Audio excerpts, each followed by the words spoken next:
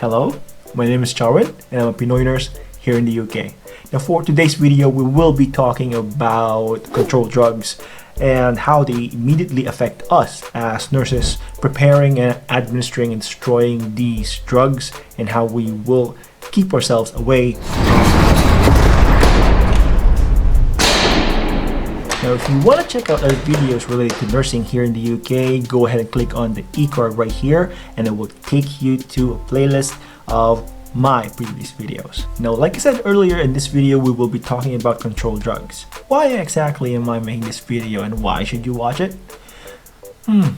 Well, for nurses whose clinical experience does not include being in direct contact with controlled drugs, well, I've got some practical information for you. Now, I won't bore you with the Now, I won't bore you about the legislations related to controlled drugs because I'm already a boring person as it is. But I will tell you about a person, a GP in particular, by the name of Harold Shipman. Now, this guy has single-handedly affected and caused many changes about laws in controlled drugs. He has caused the change of the legislations related to controlled drugs as the UK knows today. Now, this general practitioner, as I understand correctly, started out as an addict, but then leveled up to, I wouldn't really say leveled up, but he transitioned his interests. That's not right either. He has, shifted to killing a lot of people, particularly his patients, just to get a fix of his drug of choice. Now, because of this, the UK government has changed the laws governing the prescription, dispensing, preparing, administering, and destroying, controlled drugs. Now, when I was still in the Philippines, I could count the fingers in my hands as to how many times I've been around controlled drugs, and I don't remember administering them being as stringent and strict as it is here in the UK. So you can imagine when I finally got here in the UK and started started administering controlled drugs, it all felt really new to me because it is, and mostly because of the numbers of locks and codes and documentations that we had to go through just to give this one medication to one of our patients. It's right? I work in an orthopedic ward and I nurse elective patients post-op. So this means a lot of analgesics. Now, imagine working in the ward, right? So this is a scenario. Imagine working in a ward and you just started and all of a sudden this patient is sobbing because of pain. You check the medications and he's already had his regular pain medicine, but he says it's not even touching it. So you check the PRN medications in your system and sees that that patient has oral oxycodone due. What do?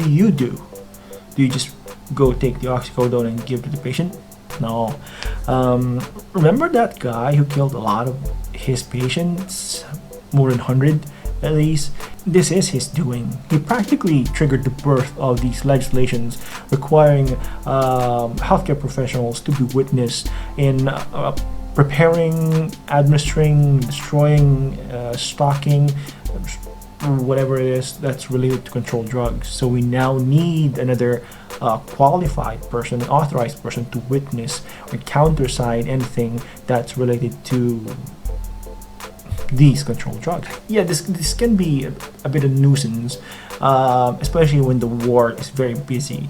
So what you need to do in this case, if you have to give controlled drugs, these painkillers that are Schedule 1, Schedule 2, Schedule 3, depending on what kind of drug it is you need to go get another qualified person to help you out in preparing and administering and documenting these drugs. So In our ward, say for example, if one of our patients would request for one of these controlled drugs, we would get another nurse, a qualified one, and we go to the treatment room. That is a locked door. So in our hospital, the storage, the treatment room has a code that only us qualified nurses know of. And inside that room, we have a cupboard, and we have a key for that cupboard. And inside that cupboard, there's another locked cupboard in there, right? And it's very like secure. Lots of redundancies, but it's necessary. That key, we only have one master key, and it can only be handled by a qualified person as well. And we need two nurses to prepare these medications and administer them and document them. So what happens is, once you have someone with you as a nurse, right?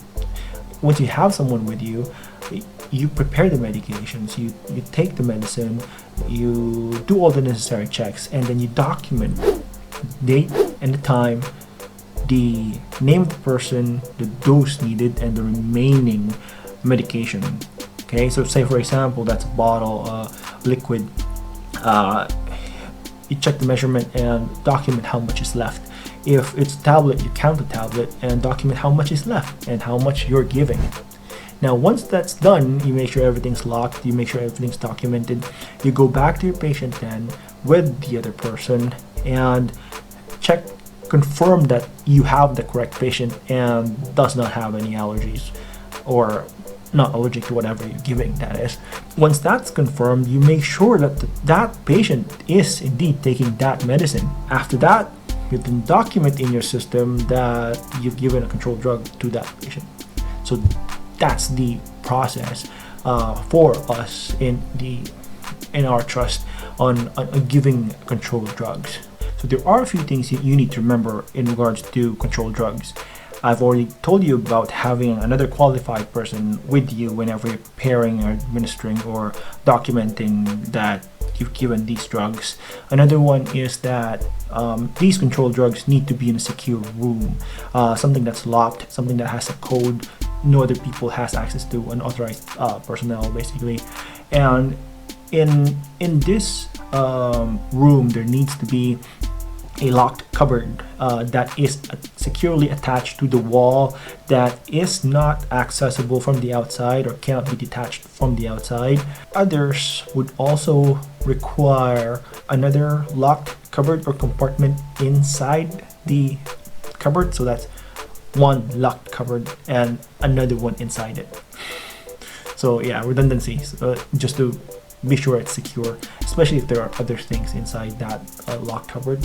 That's when the law necessitates another locked cupboard inside it.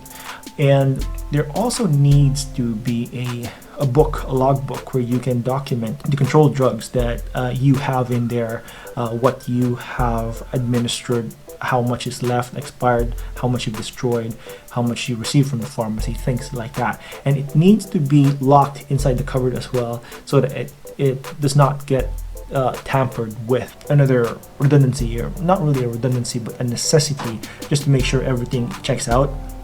In our ward, we check all the controlled drugs on a weekly basis. This is besides the fact that we already check them every time we prepare and administer one. If something does not check out, then investigations take place. The police comes in and do their investigations as well. So ordering these drugs, it's not the same as you would a regular medicine. Let's say for example amlodipine, bisoprolol, or ferrofumarate. These drugs you can order on your own.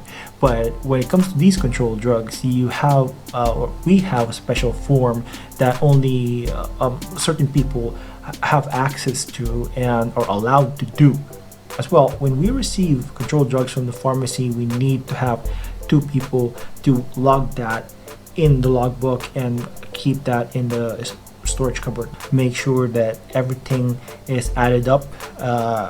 Use your calculator to make sure it's the correct amount.